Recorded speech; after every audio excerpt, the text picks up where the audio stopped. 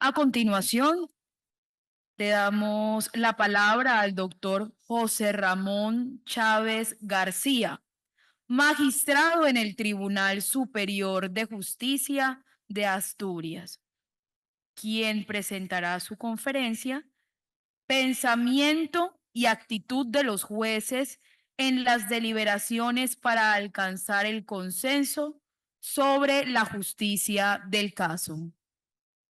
Muy bien, bueno, lo primero, dar las gracias por permitirme la ocasión de tender un puente entre España y Colombia en esta materia que nos une a los jueces y nos une a los amantes de la justicia. Agradezco mucho a la organización que me haya invitado y sobre todo agradezco que se me haga el honor de intervenir después del maestro y colega Sánchez Gallo, que es todo un referente en España y un gran experto en esta materia. Yo intentaré hablarles unas notas en esta media hora rápida, adentrándome a ese mundo, al mundo de las deliberaciones. Bien, la primera cuestión que se plantea es lo de aceptar cuando se juzga. ¿Es esto una misión imposible? Lo primero que se nos plantea a todos es que hay que buscar la sentencia justa. ¿Qué es una sentencia justa? Nada más difícil que saber qué es justo, porque normalmente el que gana un pleito dice por qué he tenido que buscarme un abogado y pagarlo y por tanto es una persona ingrata, y el que lo pierde jamás le parece que sea justa. Sin embargo, Michel Tarufo, uno de los procesalistas más eminentes y catedráticos de la Universidad de Pavía, sintetizaba que por sentencia justa había que entender aquella que se alzaba sobre un trípode, es decir, sobre un procedimiento con unas determinadas garantías en el cual se aplicaba el derecho y se interpretaba correctamente y que además daba como resultado unos hechos probados que se ajustaban a la realidad. Con lo cual vemos que cualquier cuestión jurídica que se someta al examen, escrutinio o deliberación de un grupo tiene una vertiente de normas, una vertiente de procedimiento procesal y una vertiente de hechos. Claro, el problema es cuando se trata de un órgano colegiado. Si es un órgano unipersonal, fácilmente tiene uno mismo tomar su decisión y dictar sentencia. Cuando existe un órgano colegiado, el problema se produce porque la misión de un juez no es como la de un órgano colegiado parlamentario. El legislador aprueba las leyes por voluntad política. En cambio, los jueces tienen que hacerlo aplicando el derecho en buena técnica jurídica y buscando esa meta tan deslizante como es la justicia. Por lo tanto, no importa tanto la voluntad de los miembros como alcanzar un juicio correcto, una decisión judicial correcta. Lo cierto es que hoy día se asienta la idea del órgano colegiado en la mayoría de las leyes procesales, atribuyendo la competencia de mayor rango en los asuntos de mayor cuantía a órganos colegiados, porque se desea que del debate surja la luz y salga más robustecida. Claro, ¿cuál es el punto de partida para alcanzar un acuerdo? Pues lo primero, hay que ser conscientes, cada uno de los miembros de ese tribunal, sala o órgano colegiado, es del deber de alcanzar un acuerdo. En primer lugar, hay la prohibición del non-liquid, es decir, no cabe decir no lo veo oscuro, no lo tengo claro, por lo tanto lo aparto. En el mundo del contencioso administrativo no existe el silencio administrativo. La administración, cuando no quiere resolver algo, lo mete en un cajón. Los jueces, en cambio, tenemos que torear todos los toros que nos llevan. No cabe alternativa. O se sale con el acuerdo, con fumata blanca, como cuando se elige al Papa, o no hay alternativa. Por lo tanto, ya tenemos la meta de alcanzar ese acuerdo para zanjar el asunto litigioso. En segundo lugar, hay un deber ético de alcanzar el acuerdo y de adoptar una actitud de esfuerzo para conseguirlo. En tercer lugar, hay que ser conscientes que en la medida que aportemos en esa deliberación, la decisión va a cobrar más legitimidad, se va a robustecer. Cuanto más personas coincidan en la decisión adoptada, mayor calidad tendrá la misma y será menos cuestionada. Además, si se alcanza un consenso, una unanimidad, en las sentencias habrá una economía de litigiosidad futura. Y además, lógicamente, economía procesal. Si siempre se cristaliza el mismo criterio en los tribunales, está consolidado, evidentemente habrá menos litigiosidad. Si ese es el punto de partida, el deber de alcanzar el acuerdo en las deliberaciones, ¿cuál es la meta? La meta es alcanzar una decisión motivada, exteriorizada y congruente con lo que hay en los autos, con las pruebas y las alegaciones.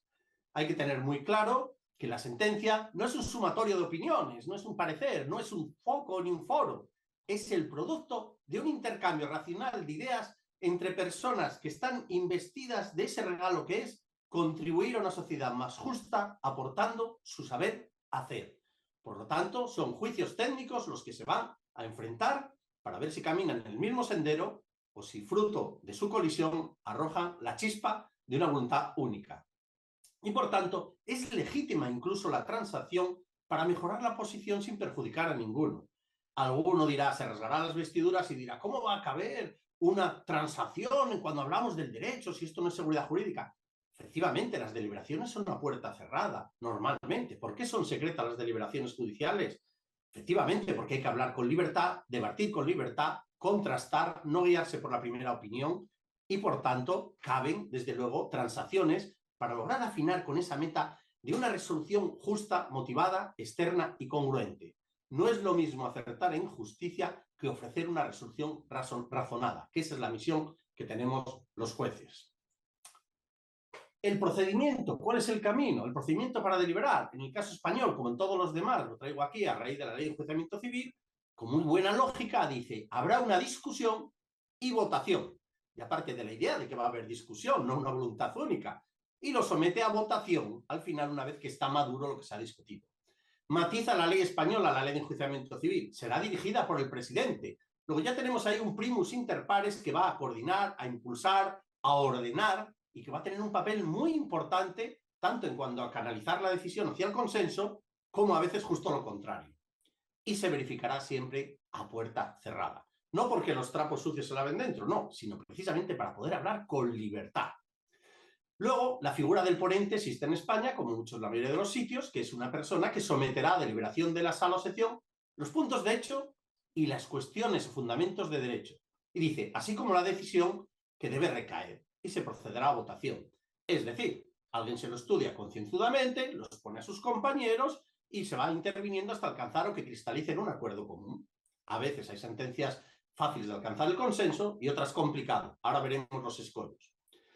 En conexión con el procedimiento está el cuánto y qué deliberar. Claro, si son muchos asuntos y muy complicados, evidentemente va a ser más difícil alcanzar acuerdo que si son pocos y se tiene mucho tiempo. Por eso la cuestión de los señalamientos, cuántos asuntos hay que debatir, en qué tiempo, es muy importante. Las cuestiones accesorias o colaterales a veces no son tan accesorias. ¿Y cómo hay que acudir a deliberar?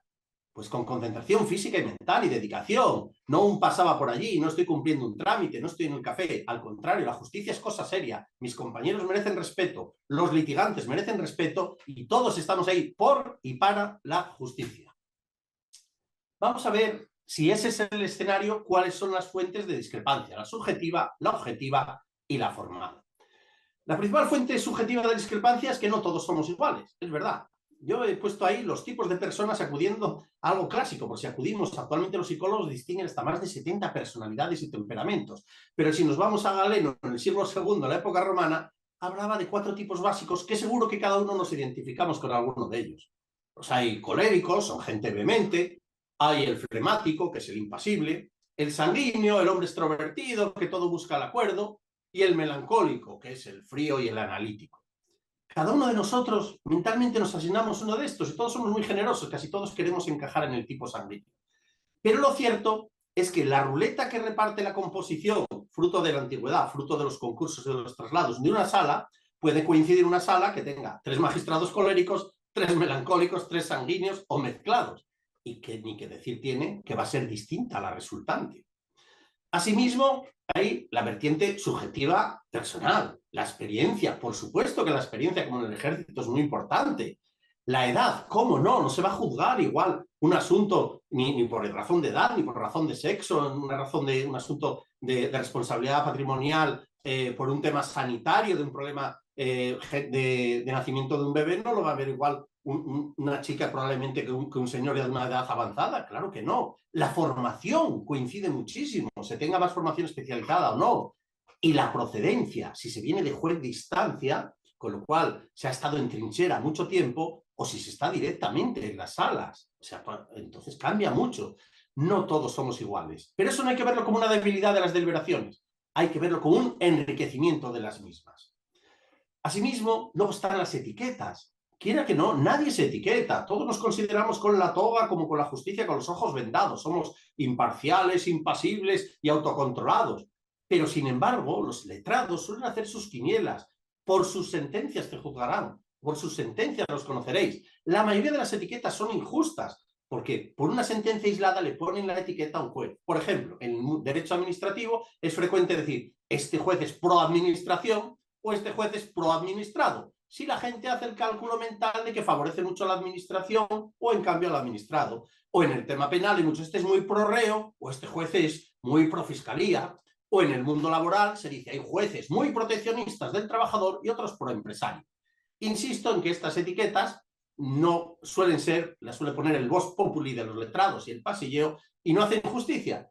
Pero sin embargo, a veces sí hay cierto sesgo profesional de tendencia, no de mala fe, sino por la formación que tiene cada uno y la concepción que tiene de la disciplina.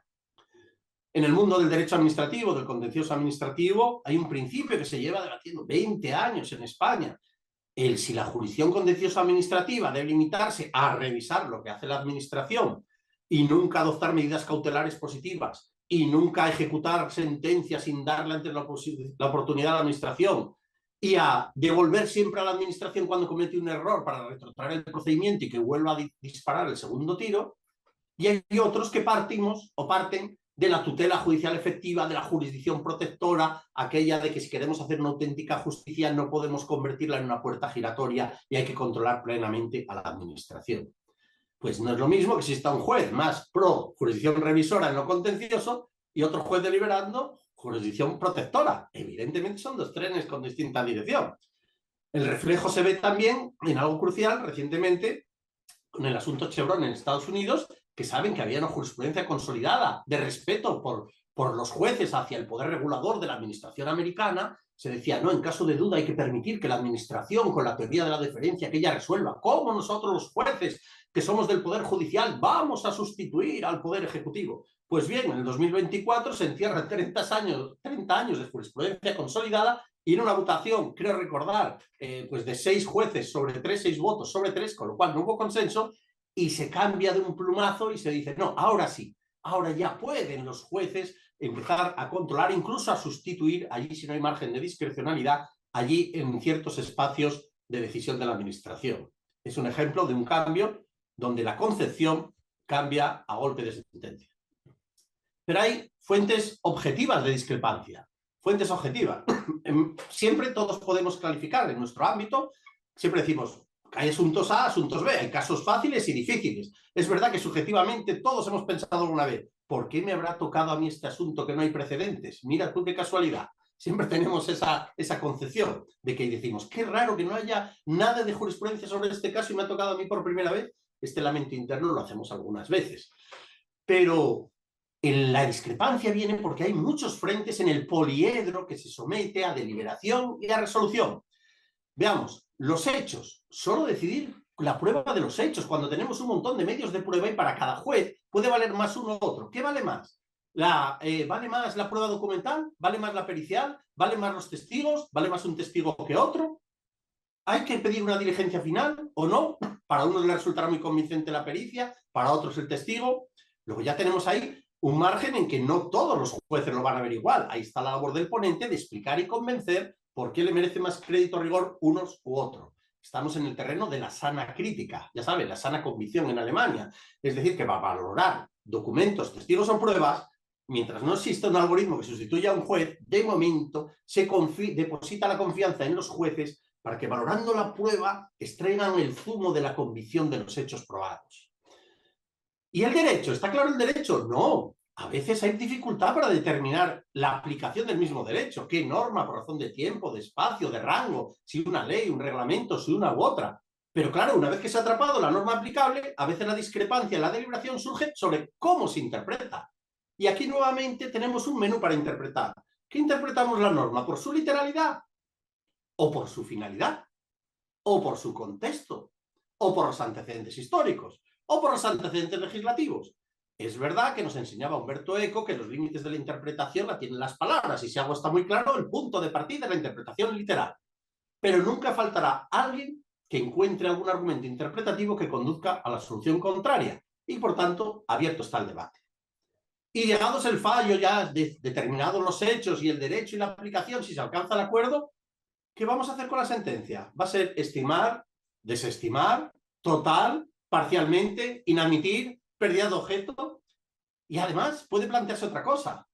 que en el curso del proceso a veces hay rutas procesales. Aquí en España a veces se plantea la oportunidad de una cuestión prejudicial ante el Tribunal de Justicia de la Unión Europea o una cuestión de inconstitucionalidad ante el Tribunal Constitucional, un tiempo muerto y plantear una cuestión colateral.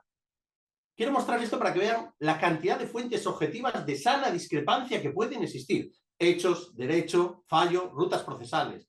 Pero no solo hay fuentes objetivas, hay discrepancias que tienen una raíz formal. ¿Por qué? Por la manera de discutir. Hay personas que les gusta discutir, hablar y argumentar. A otros prefieren optar por el argumento de autoridad y que se vote. Hay que tener un talante abierto, porque hay que buscar aplicar un discurso que no sea vehemente, ni unilateral, ni escucharse a sí mismo. Hay que buscar racionalidad, razonabilidad y juridicidad. Esas son las letras del lenguaje de la deliberación. Racionalidad, esto es, utilizando las reglas de la lógica. Segundo, razonabilidad, no perder de vista el impacto o resonancia que puede tener de lo que es aceptable socialmente, y la juridicidad, porque somos juristas, estamos para aplicar derecho. El resultado, pues son los modelos de sentencia, a veces una sentencia única, como existen en algunos países que no se admiten votos concurrentes y en otros se admiten. Por ejemplo, en Francia o en Italia no se admiten los votos discrepantes y en cambio en España sí se admiten. Es una opción. ¿Cuáles son las rémoras que hay para adoptar ese acuerdo? Bien, en primer lugar, la aversión al cambio. Jamás he visto una rémora para el acuerdo que la fuerza del precedente. Fíjense, estando en España, dando un sistema administrativo que no es un sistema sajón, la mayor parte de las veces en las deliberaciones que yo he escuchado siempre ha sido ¿esto cómo lo hemos resuelto antes? En vez de mirar hacia adelante, hacia el futuro, miramos por el retrovisor. Cuando el juez debe examinar y deliberar el asunto que tiene encima de la mesa, eso sí, teniendo en cuenta el valor de la jurisprudencia, pero no aferrarse al trapecio del pasado siempre, si no, no se avanza. En segundo lugar, es la aversión al impacto social, al qué dirán, cómo resonará. También otra rémora para el acuerdo y para trincherarse en una posición, y es que a veces se miran de soslayo las consecuencias con distinto horizonte. A veces unos dicen, bueno, es que si tomamos esta decisión puede producirse este efecto en cadena, este efecto dominó. Y en cambio otros dicen, da igual, hágase justicia y aunque se caiga el mundo nos da igual. Puede ser. Otras veces la mirada del juez está pensando, cuando debate y piensa en la decisión que se va a adoptar, está pensando, ¿qué va a decir de esta sentencia si va así la comunidad académica? Otras veces dice, ¿y qué dirá el órgano superior de revisión, el Supremo, el Constitucional? Otras veces dirá, ¿seré yo como juez capaz de mirarme al espejo al día siguiente si trago con este asunto? Esos son muchos problemas. También hay cuestiones de discusión que nacen pues de la cuestión de fondo. Hay cuestiones de fondo discrecionales. ¿Qué es el interés público? El que marca la ley, pero concretar si una carretera debe ir por aquí o por allí. El interés general es algo que todos nos creemos con derecho a opinar, porque no está escrito con letras de oro, no. Y eso permite debates muy atentos. Y cuando concurre el interés estatal, el autonómico y el local, pues a ver, se puede tirar desde distintos ángulos. Y las cuestiones de fondo ético, como por ejemplo cuando es la extranjería, demoler una vivienda donde residen personas, plantea problemas de fondo ético que es muy difícil ser juez insensible para no ver. Mire, las frases más peligrosas que yo he visto en una deliberación son estas. No nos vayan a pillar. Yo he escuchado eso, decir, pero ¿por qué un juez tiene que mirar si te va a pillar la prensa, si te van a criticar? Hay que hacer tu trabajo, eso debe quedar fuera, la prensa debe quedar fuera, no vivimos para la prensa. Son ellos los que deben vivir de nuestras sentencias y no al revés. Otro, creo que no debemos salirnos de los precedentes. Ya digo, se tiene un miedo a una inseguridad tremenda. A mí me comentaba una vez un magistrado del Supremo de España y me dice, cuando yo llegué al Supremo, lo primero que me dijeron es, cuidadito, no vayamos a salirnos del precedente. Y me decía este magistrado del Supremo, mis compañeros se dan cuenta de que yo formo parte del Supremo. Si alguien tiene que cambiarla, soy yo precisamente en el Supremo. O, por ejemplo, se oye incluso lo de, no he entendido nada, a veces. ¿Cómo no he entendido nada? Pues si no has entendido nada, habrá que explicar, estudiarlo y traerlo trabajado. Para eso se nos paga. Claro, a veces hay también esa santidad que se tiene de la búsqueda de una sentencia del Supremo que nos lo dé resuelto. Claro, el Tribunal Supremo es muy bueno, fija jurisprudencia, es superior, nos ilumina, nos ilustra con personas preparadísimas, sin duda. Pero no hay que olvidar también, como decía el juez Jackson de Estados Unidos cuando decía que era magistrado del Tribunal Supremo de Estados Unidos, y decía él, claro, se piensan que estamos en el Tribunal Supremo por ser infalibles y por eso somos los últimos en decidir. Dice, pero no, Al contrario, es un espejismo. Como somos los últimos que decidimos, todo el mundo piensa que por eso somos infalibles. Claro, y por eso a veces la jurisprudencia tiene que cambiar, porque la sociedad cambia. ¿Cuál es el contexto que facilita adoptar acuerdos? Bueno, en primer lugar, el tiempo disponible para aproximar posiciones, es evidente. Las sentencias no tienen que ser como las hamburguesas del McDonald's rápidamente, así salen, no. Tiene que ser como la comida casera, cocinada a fuego lento, debatida con claridad. Los sesgos que hablaba antes el maestro Sánchez Gargallo y que domina también, por supuesto, el sesgo de grupo, ese funciona mucho, el ir con la manada y el pelotón, eso es muy cómodo. El efecto cascada, si el primero que opina, yo me subo al sidecar y voy detrás de él. Claro, y luego hay que aportar a veces notas de humor o el café. ¿Por qué pongo esto? Yo he estado 7 años deliberando en un tribunal colegiado y recuerdo que propuse partamos las deliberaciones para tomar un café y relajarnos. Y vino muy bien, aumentó el talante, el tono, no se trataban los temas con frivolidad ni urgencias, cumplía una misión capital el café, de verdad, una cosa maravillosa. Y el humor a veces tiene su sentido. Yo leí una anécdota en una ocasión del juez Vanderbilt de Estados Unidos que se le cuestionaba por qué decía en un asunto judicial, de una manifestación, decía, las chicas hermosas, unas chicas hermosas portaban la bandera estadounidense en la manifestación. Y le dice un juez, oiga, eso no está probado, que fueran hermosas, ¿por qué quiere poner eso? Y dice, salió con humor, dijo, hombre, toda chica que lleva la bandera americana, pues tiene que ser hermosa. Bueno, es una gracia, pero quiere decir que a veces hay que bajar la tensión con sentido del humor. Mire, aquí tengo una frase maravillosa de Bernard Bottain, que fue juez de Nueva York, legendario. Fíjense con qué claridad nos dice la visión del juez. Ante todo debe ser honesto. En segundo lugar, ha de poseer una razonable dosis de habilidad. A ello se ha de unir valor y ser un caballero. Y dice, y si además de casualidad tiene alguna noción de derecho, le será muy útil. Quiero que noten ustedes de que las cualidades de ser honesto, tener habilidad, coraje y ser un caballero es algo que nunca se verifica antes de que te den la condición de juez. Te verifican los conocimientos, te verifican la experiencia, pero eso te lo da tu talante, tu formación de humanista personal. En cambio, parece que solo se preocupan quizá a veces de tener formación jurídica. Cuando un juez es más que el derecho, hay vida más allá del derecho, un juez tiene que interpretar las normas conforme al contexto social y tiene que impregnarse de la sociedad y jamás, jamás ceder a comportamientos deshonestos y a no ser un caballero. A la hora de alcanzar el acuerdo, llegamos a la actitud previa. ¿Cuál es la actitud previa que hay que tener? Pues de humildad. Decía Calamandrei, el maestro Calamandrei, que la soberbia es una enfermedad profesional en la justicia. Porque claro, todos se creen jueces y magistrados, nos creemos lo mejor, nos ponen la toga y crecemos varios palmos de estatura.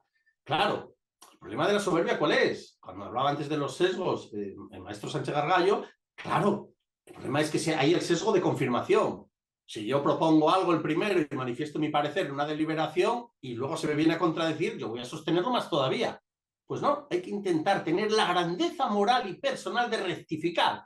Pues sí, yo vengo aquí entre iguales, comento esto, me equivoco y lo cambio. Hace falta mucha grandeza y mucha humildad.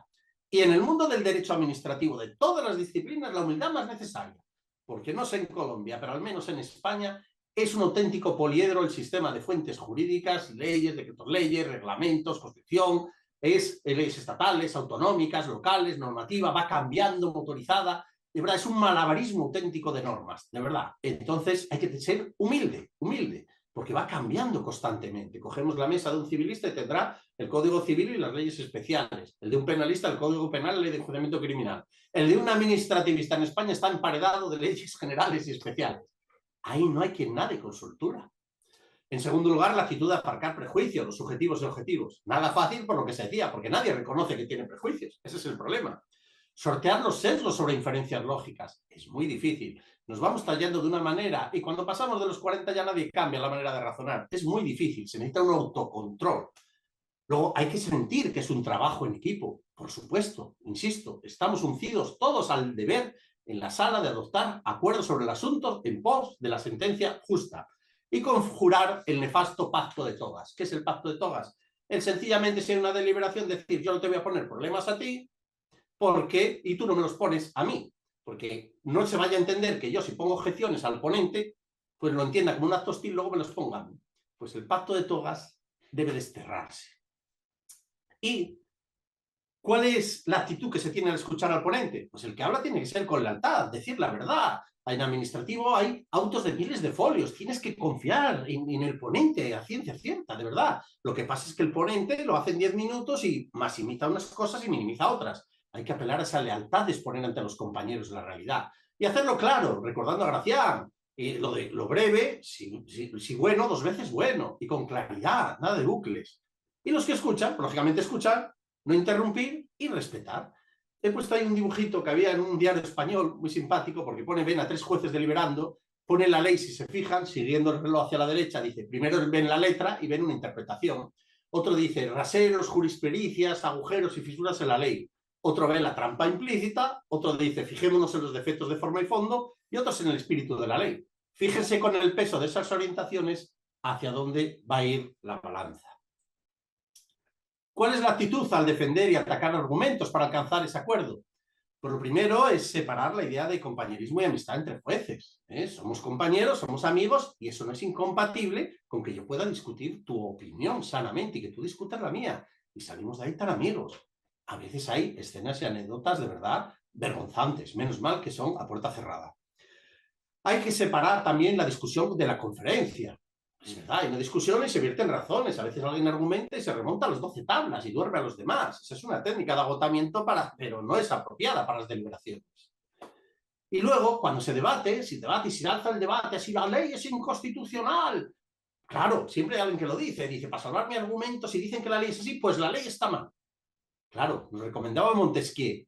Hay que tocar las leyes con mano temblorosa, porque proceden del Parlamento, del órgano democrático más legitimado, con mucha cautela.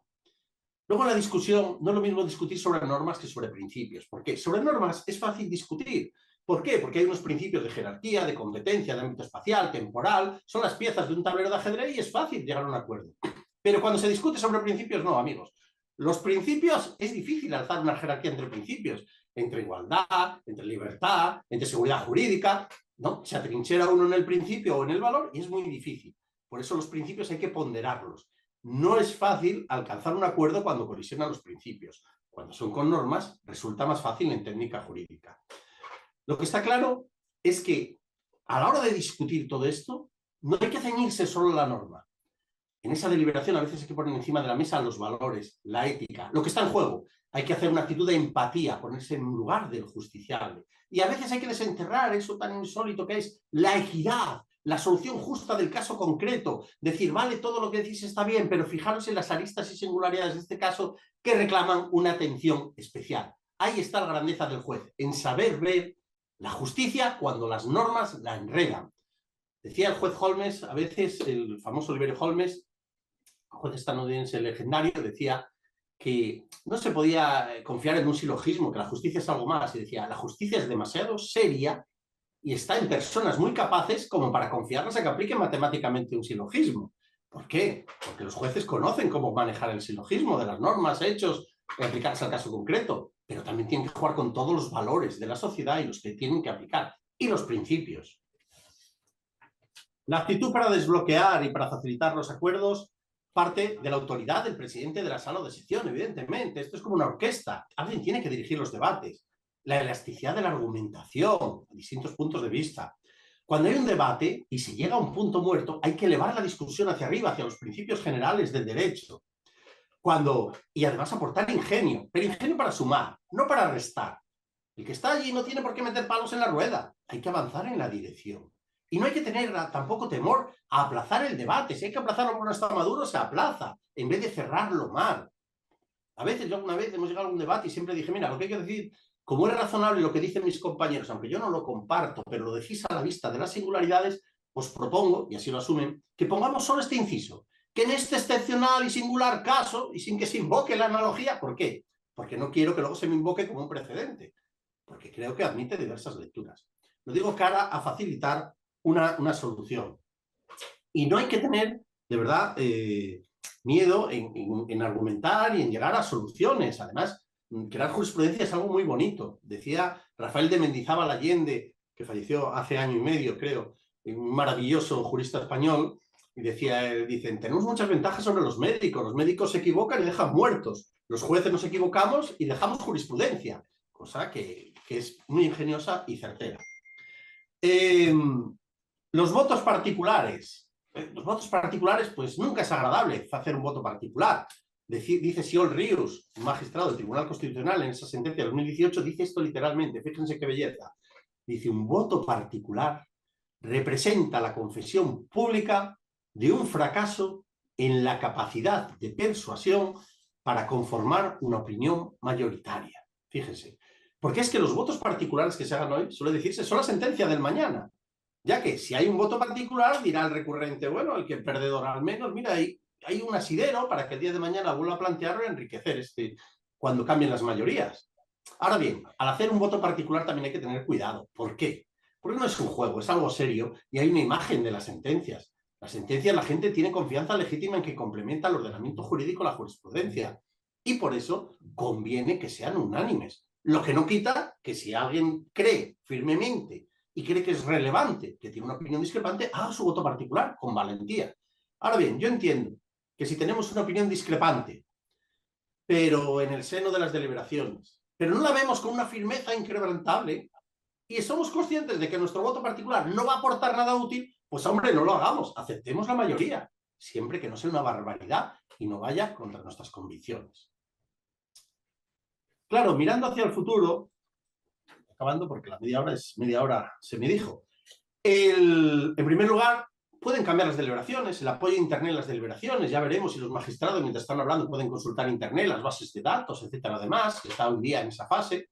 Las deliberaciones virtuales, en España se ha modificado la ley y ahora ya la regla general es que se pueda deliberar a distancia electrónicamente y hay que ver qué es mejor, si estar todos reunidos en una habitación como en la película 12 hombres sin piedad, los jueces deliberando, o que estén separados por kilómetros y a través de una pantalla. Habrá que estudiar sociológicamente, con psicología forense, qué es mejor para alcanzar un acuerdo. ¿Estar dispersos cada uno en su casa o estar todos juntos en una habitación? Y luego los algoritmos se avecinan.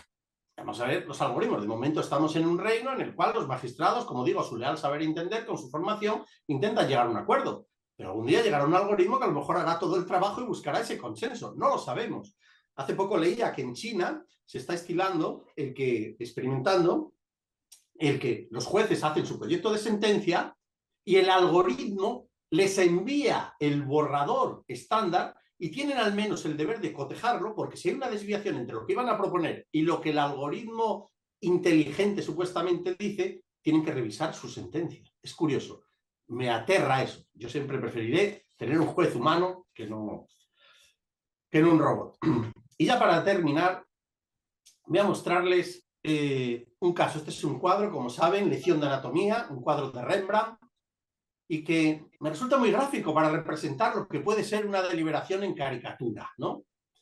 Mire, fíjense, vamos a verlo en el sentido del reloj, empezando a la inversa, de las horas a la inversa. Partimos del ponente. Fíjese, el ponente está examinando el asunto litigioso y explicándolo con los autos. Al lado tenemos uno que pone unos ojos de decir, yo no me entero de lo que está explicando de los autos. Pero detrás hay uno que, fíjense, está consultando un documento y dice, este está preocupado por el precedente, ¿qué habremos hecho antes? Si seguimos más allá, vemos uno que está ausente, fíjense los ojos levitando que tiene hacia otro lado. Pero después hay uno en que la mirada lo dice todo, está impaciente porque se resuelva de una vez y se zanje de una vez el asunto. Luego vemos más atrás a uno en segunda fila, el envidioso, que estará pensando, qué bien los pone, cuánto sabe este chico. Y luego vemos aquí uno que es el desconfiado, el del bigote, que dice, sí, tú habla, que yo me reservo la opinión. Y luego obsérvese que hay uno el atento, y hay uno en el círculo, el ponente y el atento. Ahí debemos movernos, todos debemos estar atentos, el ponente. La patología es la excepción, pero hay que limarla y alcanzar acuerdos. Y he puesto esas 4 cartas para representar un poco que cuando llegan las deliberaciones hay que poner en juego 4 cartas el juez. Un as es el as de la formación. Uno es poner su formación, los conocimientos, la ciencia jurídica que tiene. Otra carta es la carta de la experiencia. Es decir, bueno, en este asunto, por la experiencia que tengo, la valoración de los hechos, de las consecuencias. Otra carta es la astucia. Oye, cuidadito, si hacemos esto y este efecto reflejo, pensar en el horizonte, etc. Y luego ya, la última carta es una muy buena, que es la intuición, que es ya el oficio que le da. Hay jueces veteranos que ven el asunto y ven el aroma de una manera que no hay algoritmo alguno que pueda encontrar esa intuición, ese olfato para la solución correcta. Y con esta apresurada visión les he ofrecido un panorama, confío en haberles mostrado un poquito cuál es la realidad y la miseria de las deliberaciones, supongo en España y en muchos otros sitios. Muchísimas gracias a todos.